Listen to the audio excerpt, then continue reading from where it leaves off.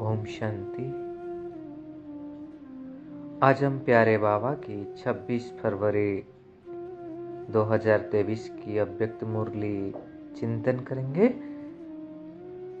जिसका original date है 31 दिसंबर 1993 और मुरली का शीर्षक नए बरस में सदा उमंग उत्साह में उड़ना और सर्व के प्रति महादानी बरदानी बन व्यर्थों को समाप्त करना। तो इस मुरली में बाबा आने वाले साल को जो 94 था उसे डिक्लेयर किए हैं महादानी बरदानी बनने का वर्ष, क्योंकि हम सब जानते हैं 93 को बाबा ने जो टाइटल दिए थे वो था अव्यक्त वर्ष।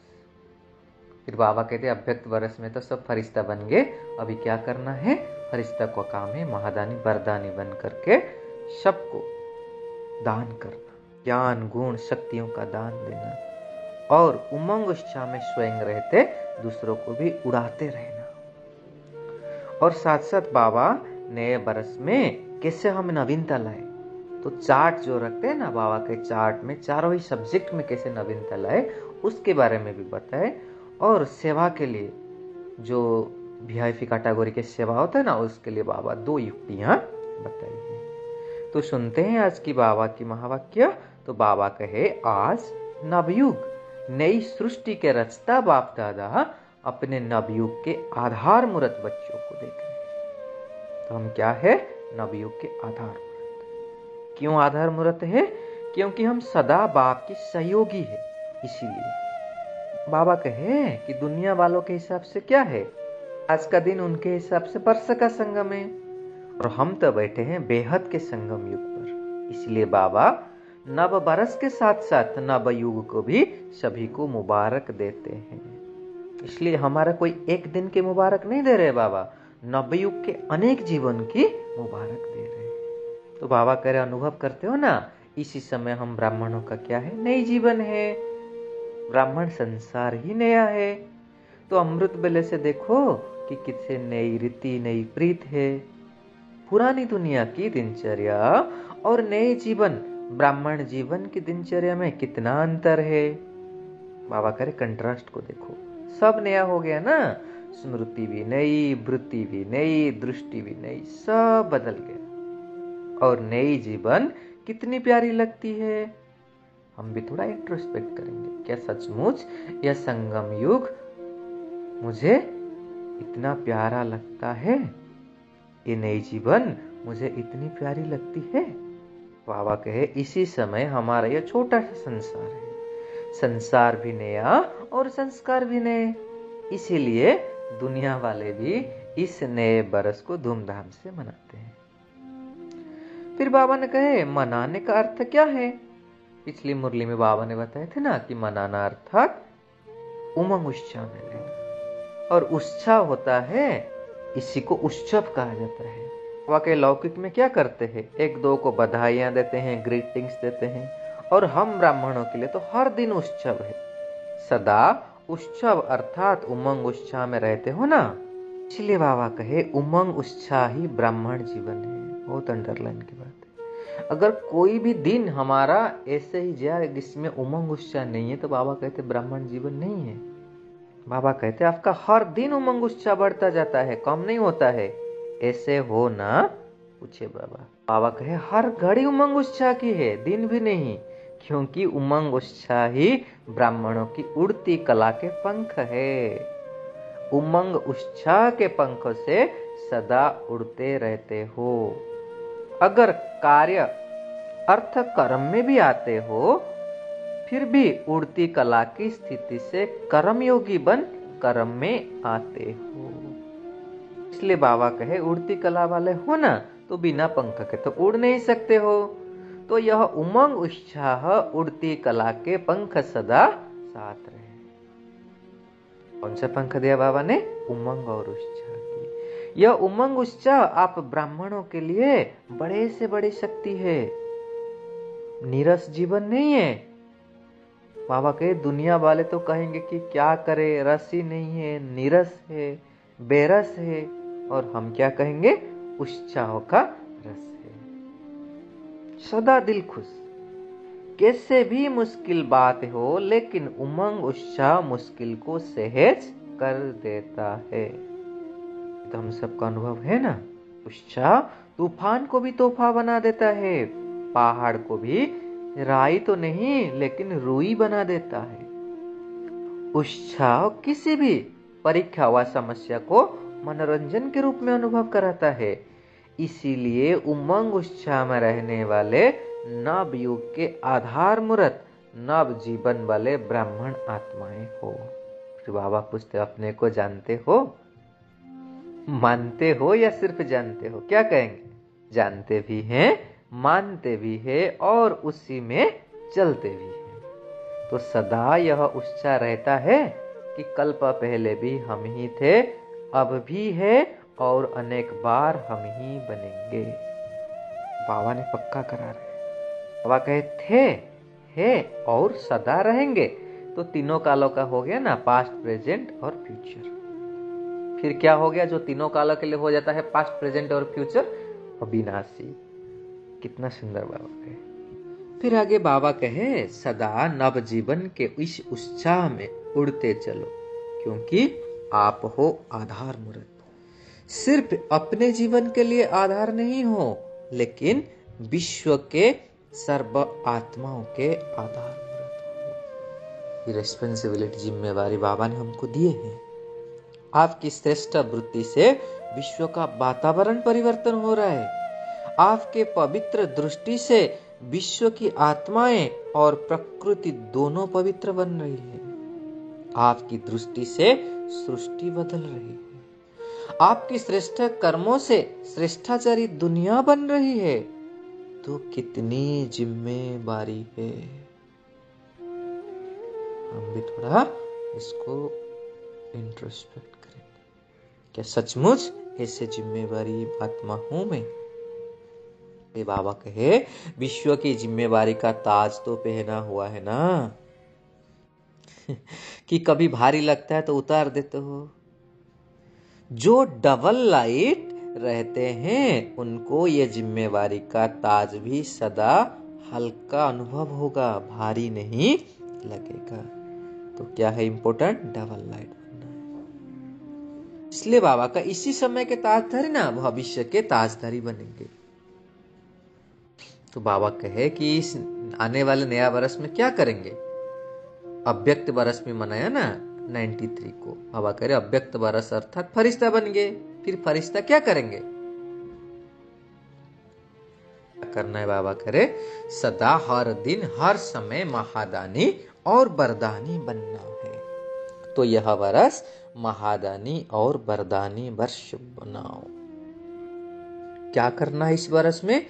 बहुत इंपॉर्टेंट, जो भी संबंध संपर्क में आए उस आत्मा को महादानी बन कोई ना कोई शक्ति का, ज्ञान का, गुणों का दान देना है। तीनों ही खजाने से भरपूर करना है। तो करने के लिए हमें तो भरपूर होना पड़ेगा ना। तो बाबा कह रहे भरपूर हो। ज्ञान का खजाना भरपूर है, मास्टर नॉलेजफुल हो ना, तो ज्ञान का खजाना भी है और शक्तियों का खजाना भी है, तो गुणों का खजाना भी है।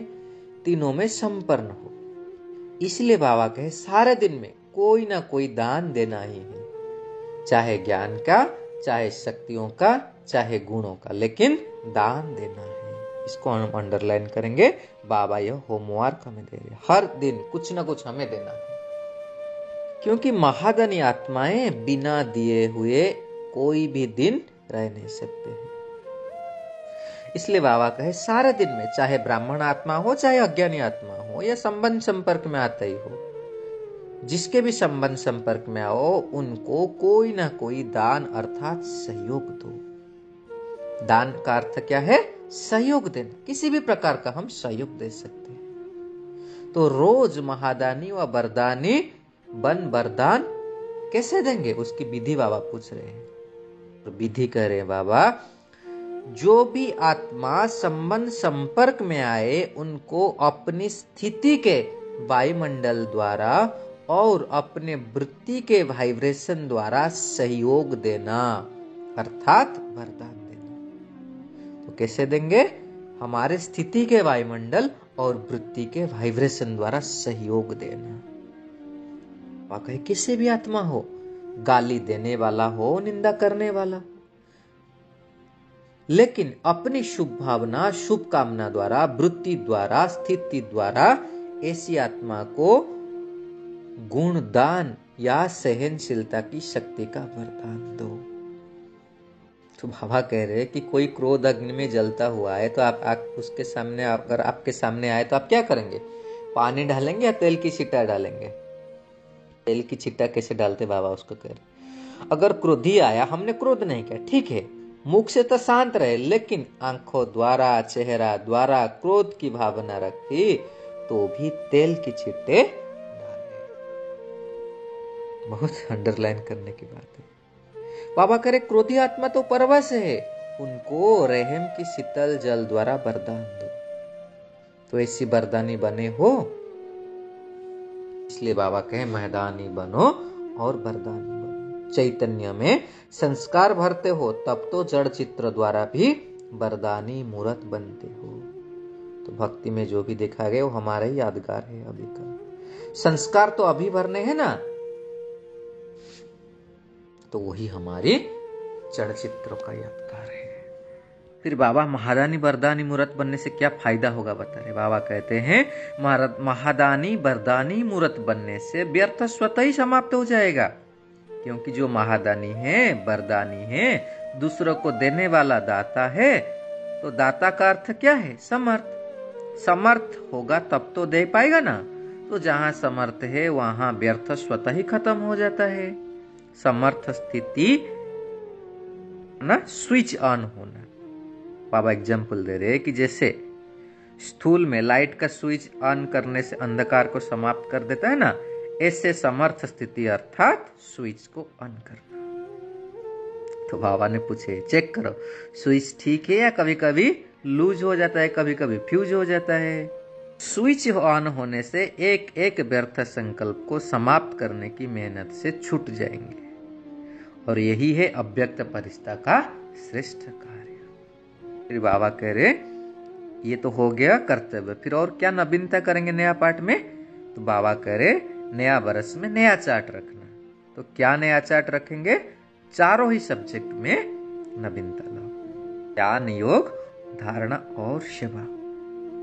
तो रोज इसमें कोई ना कोई नवीनता लानी है। ज्ञान में नवीनता का अर्थ है जो अपने में कमी है उसको धारण किया तो नवीनता हुई। मतलब ज्ञान का यूज करके हमारी कमियों को भरना। इसी रीति से योग के प्रयोग में हर रोज कोई ना कोई नया अनुभव करो। कह रहे हैं योग में तो बैठ तो बहुत है, अच्छा अच्छा कहते हो कि अच्छा योग लगता है, लेकिन नवीनता क्या हुई? तो इसमें नवीनता के लिए बाबा कह रहे हैं कि परसेंटेज भी बढ़ाना ना योग में, ये भी नवीनता है। हम लोग आज हमारा योग का 60-50% है, कल वो बढ़ा 60 हुआ 70 हुआ, तो ऐसे भी बढ़ना, भी क्वांटिटी में भी बढ़ना, इसको बाबा ने नवीनता कहे। उससे पहले भी कहे कि कोई नया विजन भी आए या कोई और कुछ अलग से कर पाए, वो भी तो नवीनता है, लेकिन परसेंटेज को बढ़ाना ये भी नवीनता है। अगर अभी ऐसे चार्ट को रखो, साधारण चार्ट नहीं कि किसी को दुख दिया, किसी को क्रोध किया, ये तो कॉमन चार्ट है। बाबा करे ये तो आपकी रयाल प्रजा यही चार्ट रखते हैं। बाबा कहते हैं आप नवीनता करो चार्ट रखने में। तो ये चार्ट था ज्ञान और योग का पुरुषार्थ के लिए। फिर बाबा कहते हैं सेवा में क्या नवीनता करेंगे। सेवा करने के लिए बाबा ने 2 बहुत सुंदर विधि बताई है। पहला विधि बाबा कहे कि सेवा की रिजल्ट में देखा गया कि बड़े निमित्त आत्माओं की समीप लाने के पहले, चाहे कोई भी नेता है, कोई बड़े इंडस्ट्रियलिस्ट है, कोई बड़े ऑफिसर है, लेकिन उन्हों को समीप लाने का साधन क्या है? उनके सेक्रेटरी को अच्छी तरह से समीप लाओ। बाबा कह रहे आप बड़ों के ऊपर टाइम देते हो, वो क्या करते हैं? आते हैं, अच्छा अच्छा करके फिर चले जाते हैं, सो जाते हैं। फिर उन्हों को आप जगाते हो तो कितना टाइम जाता है। फिर क्या होता है? वो जो बड़े ऑफिसर्स उनका भी ट्रांसफर होता रहता है, वो भी चले जाते हैं। इसलिए बाबा कहे जो सेक्रेटरी होते हैं ना, वो तो बदलते नहीं है, तो उन्हों को पहले समीप लाओ। किसी भी वर्ग का सेवा में क्या करना है? विशेष जो सेक्रेटरी है, मैनेजर्स या प्राइवेट प्रोजेक्ट असिस्टेंट जो भी शक्तिशाली हैं, जो बड़ों के समीप है, उन आत्माओं के विशेष सेवा करो, क्योंकि उनका सेवा करने से उनके हायर अथॉरिटी का भी हो ही जाएगा। और दूसरी बात क्या बोले बाबा ने सेवा की नवीनता के लिए, कि कम खर्चा वाला नसीन कैसे होंगे। इसलिए बाबा के हर देश में या गांव में या हर जिला में जो भी भिन्न भिन्न प्रकार के एसोसिएशन है ना, या बहुत वर्ग के कार्य करने वाले हैं, कॉन्फ्रेंस करने वाले हैं, सम्मेलन करते हैं, तो बनी बनाई स्टेज पर संदेश दो। तो इससे क्या होगा, समय और मेहनत दोनों बच जाएंगे। तो देख रहे हैं ना, आजकल ऐसे सेवाएं काफी हो रही है। बने बनाए स्टेज पर हमको आजकल निमंत्रण भी मिलता है और सेवा हो रही है। दोनों विधि बाबा ने बताई थी। फिर आगे बाबा कहे, इस नए वर्ष का अमृत बेले सदा हर यह स्लोगन को इमर्ज करना कि सदा उमंग उत्साह में उड़ना है और दूसरों को भी उड़ाना है। इसलिए एक सुंदर गाना है ना हमारा, कि उमंग की पंख लगाते रहो, उड़ते रहो और उड़ाते रहो। ऐसे उड़ते रहना उमंग उत्साह में और उड़ाते रहना। और बीच बीच में चेक भी करना, बीच बीच में। ऐसे नहीं कि अमृत बेले चेक किए और सारा दिन मार्च कर दिए, फिर रात को जाकर के सोचो कि आज का दिन कैसा रहा। नहीं, बीच बीच में चेक करो, इमर्स करो कि उमंग उत्साह के बजाय और कोई रास्ते पर तो नहीं चले गए। तो हम जैसे बीच में ट्रैफिक कंट्रोल या 1 मिनट का जो भी हम पॉज करते हैं, उसी में भी चेक कर सकते हैं, क्या मैं सदा उमंग उत्साह में रहा या और कहाँ डाइवर्ट हो गया था, उड़ती कला के बजाय और किसी तरफ आकर्षित तो नहीं हो गया। ऐसे चेक करेंगे, फिर इस ट्रैक में लेकर के आएंगे। तो ये थी आज की बाबा की सुंदर समझानी। तो बाबा अभी याद प्यार दे रहे कि चारों ओर की नव जीवन अनुभव करने वाले सर्व ब्राह्मण बच्चों को, सदा नवयुग के आधार मूर्त श्रेष्ठ आत्माओं को, सदा संकल्प बोल और कर्म द्वारा महदानी बरदानी आत्माओं को, सदा स्वयं की स्थिति द्वारा औरों की परिस्थिति को भी सहज बनाने वाली समर्थ आत्माओं को, सदा हर दिन स्वयं में प्रगति अर्थात नवीनता अनुभव करने वाले समीप आत्माओं को, सदा एक नामी और इकनामी करने वाले बाप समान समीप आत्माओं को बाप दादा का याद प्यार और नमस्ते। तो ऐसे बनाने वाले मीठे प्यारे बाप दादा को भी हम बच्चों का याद प्यार और नमस्ते नमस्ते नमस्ते। सदा रहेंगे हंसते हंसते। शुक्रिया बाबा, शुक्रिया।